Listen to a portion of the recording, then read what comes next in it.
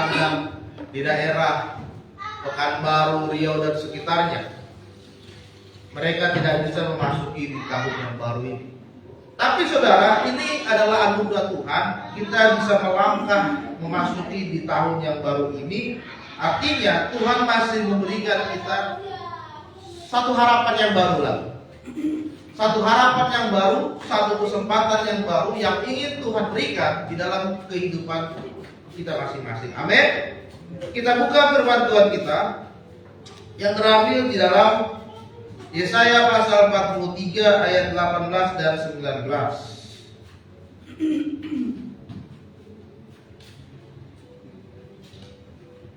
Yesaya pasal 43 ayat 18 sampai 19. Demikianlah firman Tuhan, firman-Nya, janganlah ingat-ingat hal-hal yang dahulu dan janganlah perhatikan hal-hal yang dari zaman purbakala. Lihat, aku hendak membuat sesuatu yang baru, yang sekarang sudah tumbuh. Belumkah kamu mengetahuinya? Ya, aku hendak membuat jalan di padang gurun dan sungai-sungai di padang belantara. Tema firman Tuhan di minggu pertama di tahun yang baru ini adalah penyertaan yang baru di dalam Tuhan. Saudara, Yesaya tadi mengatakan bahwa jangan kita mengingat-ingat kembali hal-hal yang dahulu. Di tahun ini, di awal bulan Januari ini, saudara, kita harus melepaskan semua hal-hal yang kemarin sudah pernah kita lakukan, yang tidak baik, yang buruk, yang tidak berkenan di hadapan Tuhan. Tahun kemarin kita masih melakukan banyak dosa. Tahun ini kita tinggalkan. Tahun kemarin kita masih punya kebencian, punya kepahitan, tidak bisa mengampuni, keras kepala, keras hati. Tahun ini jangan ingat lagi, lepaskan itu semua. Mulai sesuatu yang baru, hidup baru, menjadi manusia baru bersama di dalam Yesus Kristus. Kalau kita masih simpan kedagingan kita, artinya gak ada yang baru dalam hidupmu saat ini. Kita masih manusia yang lama. Tahunnya doang yang berganti, ya kan? Tapi kitanya masih seperti dulu. Makanya ada lagu bilang, aku masih seperti yang dulu. Gak ada yang berbeda dari diri kita. Jadi saya berkata, jangan ingat-ingat yang dahulu. Jangan perhatikan lagi zaman-zaman yang dulu. Lihat, aku sedang membuat yang baru dalam hidup kita. Ada hal yang baru yang Tuhan ingin tunjukkan, yang Tuhan ingin lakukan di dalam kehidupan kita saat ini. Ada hal yang baru yang ingin Tuhan berikan di dalam hidupmu di tahun yang baru ini. Apa itu? Yang tumbuh sekarang akan Tuhan berikan. Yesaya berkata, aku akan membuat jalan di padang gurun. Aku akan membuat sungai di padang belantara. Saudara coba pikirkan, padang gurun itu kan pasir semua. Ya, pasir, panas. Tapi firman Tuhan berkata, Tuhan buat jalan. Saudara pikirkan, padang belantara, padang yang gersang, padang yang tandus, padang yang kering. Tapi Tuhan katakan, aku akan buat sungai. Apa sih maksud dari Yesaya ini? Apa sih maksud dari firman Tuhan ini? Firman Tuhan ingin mengatakan kepada saudara, di tahun yang baru ini, Tuhan akan memberikan sesuatu yang baru. Apa itu? Mujizat yang baru yang Tuhan berikan. Yang tadinya tidak mungkin menurut kita, tapi hari ini mungkin bagi Tuhan. Yang tadinya mustahil menurut pemikiran manusia, tapi di tahun ini semua Tuhan bisa lakukan. Itu maksud Tuhan. Itu Itu harapan, itu berkat baru yang Tuhan ingin berikan dalam hidup kita masing-masing. Oleh sebab itu saudara, untuk melihat bagaimana berkat Tuhan yang baru yang Tuhan berikan dalam hidup kita, maka ada hal yang harus kita lakukan. Ada beberapa hal yang harus kita lakukan. Yang pertama adalah kita harus merubah pola pikir kita. Yang pertama, di tahun yang baru ini, ubah mindsetmu. Yeremia 17 ayat 7 sampai 8 berkata, terkutuk orang yang mengandalkan manusia, mengandalkan kekuatannya sendiri, dan yang hatinya jauh dari Tuhan. Mindset kita di tahun ini kita rubah. Tahun kemarin kita mengandalkan orang. Wah, saya harus mengandalkan gembala, bapak gembala. Waduh, kalau saya ada masalah, saya datang ke gembala saya, pasti ditolong. Ya. Oh, saya lagi butuh uang, saya datang ke sini. Saya ini datang ke sini. Pasti ditolong. Itu mindset kita mengandalkan orang. Mungkin tahun kemarin kita mengandalkan kekuatan kita. Oh, saya bisa main musik. Kalau saya nggak datang, pasti ibadah di kapuk ini nggak jalan. Oh, itu mindset mengandalkan kemampuan kita masing-masing. Atau mindset yang jauh dari Tuhan. Wah, saya sudah bisa melakukan apa saja. Saya bisa menghasilkan uang. Saya bisa melakukan yang saya bisa.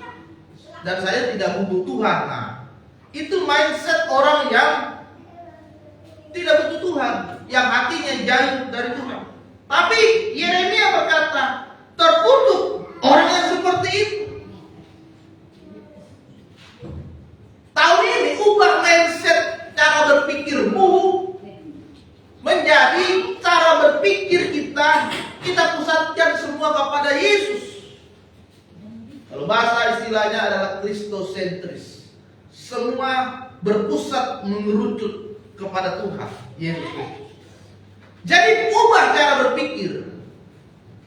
Cara berpikir yang selalu mengeluh, cara berpikir yang selalu meremehkan orang, cara berpikir yang selalu sombong tinggi hati, cara berpikir yang hatinya keras, tidak pernah mengalami perubahan, cara berpikir yang selalu menjelekkan orang, itu kita ubah di tahun ini, saudara.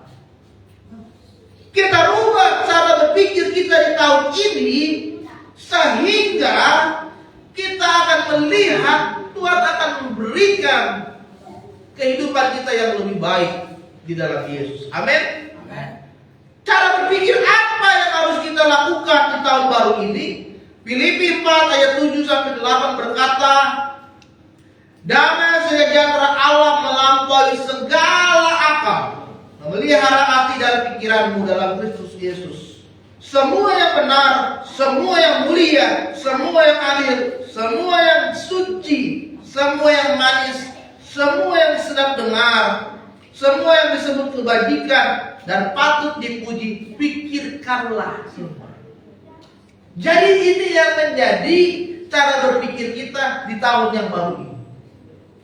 Filipi berkata, damai sejahtera Allah melampaui segala akal. Akal kita ini terbatas, saudara. Saking terbatasnya akal manusia, kita tidak bisa mengetahui semua yang ada di bumi ini.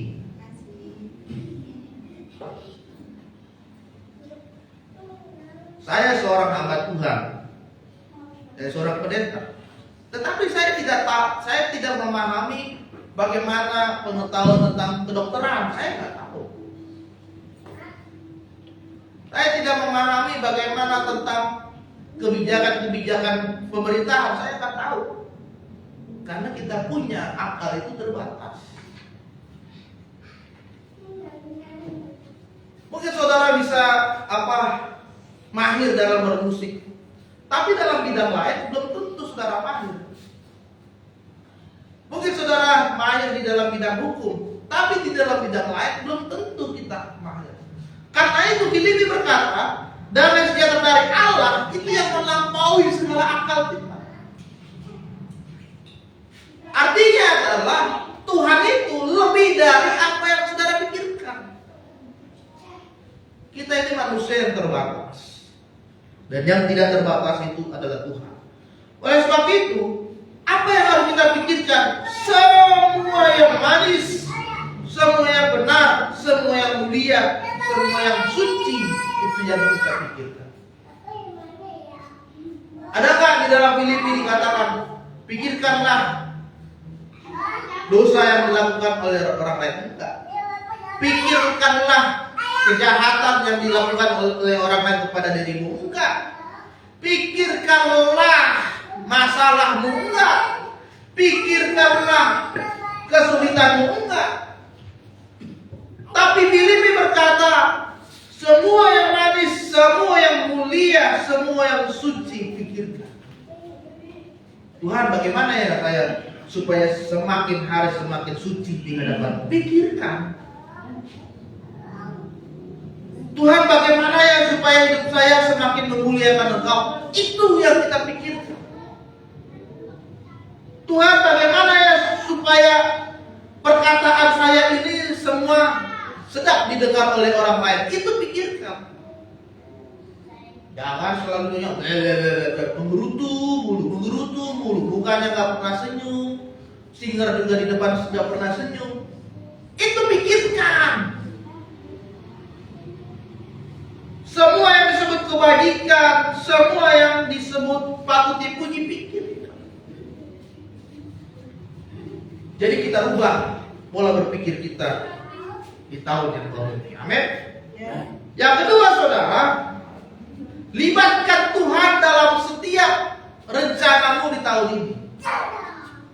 Tahun ini kita punya rencana. Saya punya rencana, misalkan tahun ini mau buka sekolah, buka TK. Kita punya rencana tahun ini misalkan mau pindah tempat. Atau kalian punya rencana mau mendapatkan yang masih sekolah, mendapatkan prestasi yang lebih baik lagi di tahun ini. Atau punya rencana yang lain lah yang sudah saudara buat di tahun ini. Kalau tanpa Tuhan, setiap yang sudah kita rencanakan, setiap yang sudah kita programkan di tahun ini tidak akan pernah berhasil. Kenapa begitu, saudara? Karena semua yang terjadi di dalam hidup kita itu sesuai dengan rencana dan izin dari Tuhan. Kalau kita berencana tapi kita tidak melibatkan Tuhan, tidak mungkin rencana kita itu bisa berhasil. Oleh sebab itu, libatkanlah Tuhan dalam setiap perencanaanmu. Yakobus 4 ayat 14 sampai 15 berkata, sedang apa yang tidak tahu, sedang kamu tidak tahu apa yang terjadi besok. Apakah arti hidupmu? Hidupmu itu sama seperti uap, sebentar saja kelihatan lalu lenyap. Sebenarnya kamu harus berkata, jika Tuhan menghendakinya, kami akan hidup berbuat ini dan berbuat itu.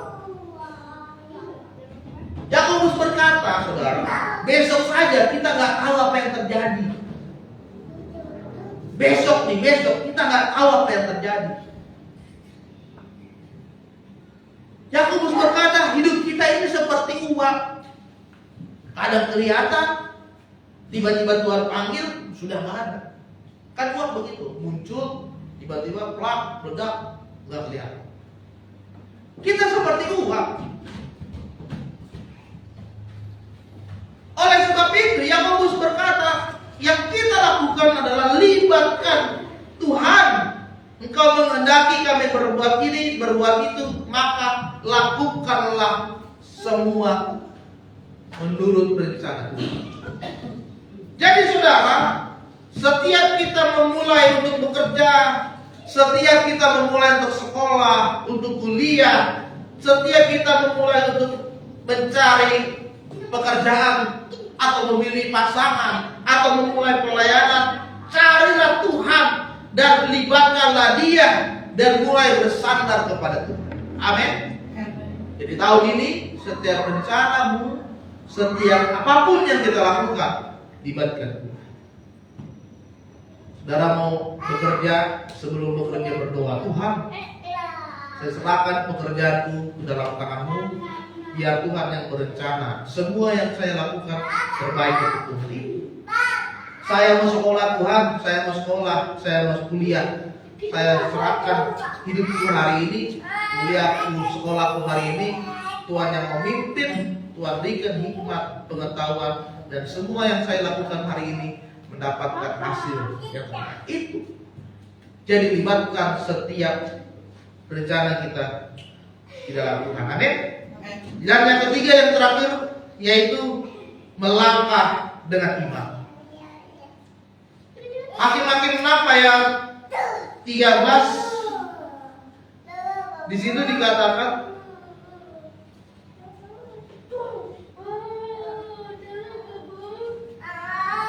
jawab Gideon kepadanya, Tuanku, jika Tuhan menyertai kami, mengapa semua ini menimpa kami? Di manakah segala perbuatan-perbuatannya yang ajaib yang diceritakan oleh nenek moyang kami kepada kami?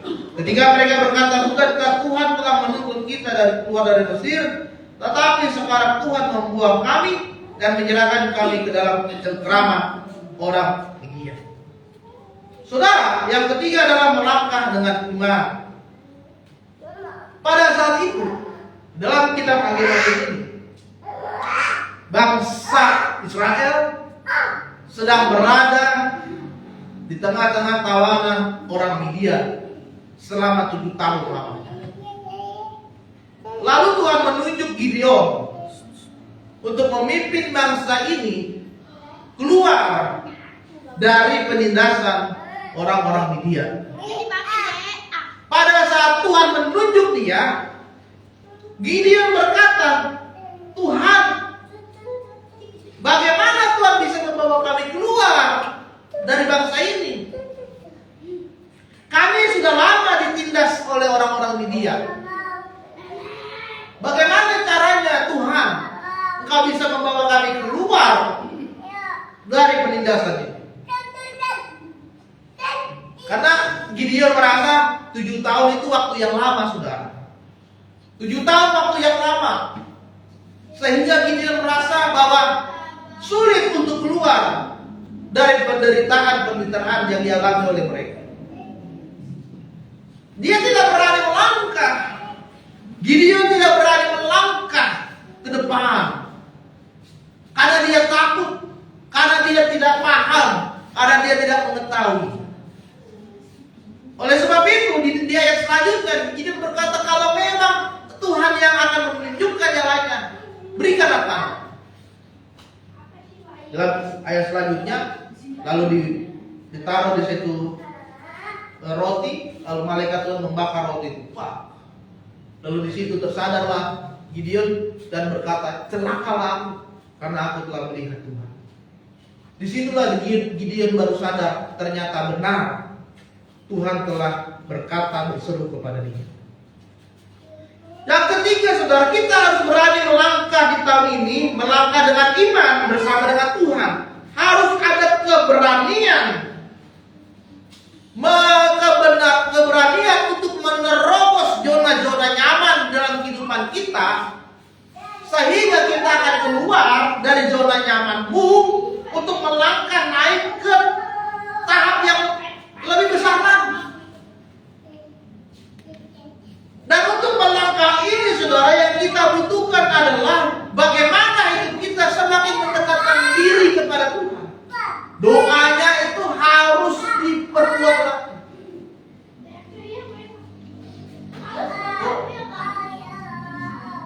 Dia hamba Tuhan, tapi saya gak pernah lihat dia berdoa. Kok dia sekolah Alkitab, tapi kok gak pernah saya lihat dia berdoa pagi, doa malam, baca Alkitab, gak pernah. Katanya mau melangkah, tapi gak punya senjata. Kalau saudara mau melangkah bersama dengan Tuhan di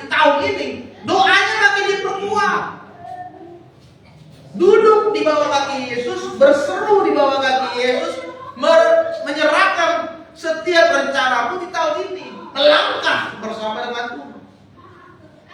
Persekutuanmu juga harus diperkuat. Kesetiaanmu kepada Tuhan harus diperkuat. Tahun kemarin bolong-bolong ibadah, tahun ini harus setia. Tahun kemarin gak pernah pelayanan, tahun kemarin dikeluarin dari pelayanan, tahun ini harus setia. Supaya Tuhan hadir dalam hidup saudara.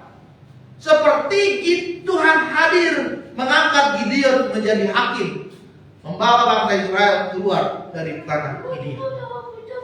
Jadi tahun ini melangkahlah dengan iman, berserulah, dekatkan diri supaya melihat bahwa Yesus hadir di dalam hidup saudara. Amin. Lihatlah kehadiran Tuhan dalam hidup.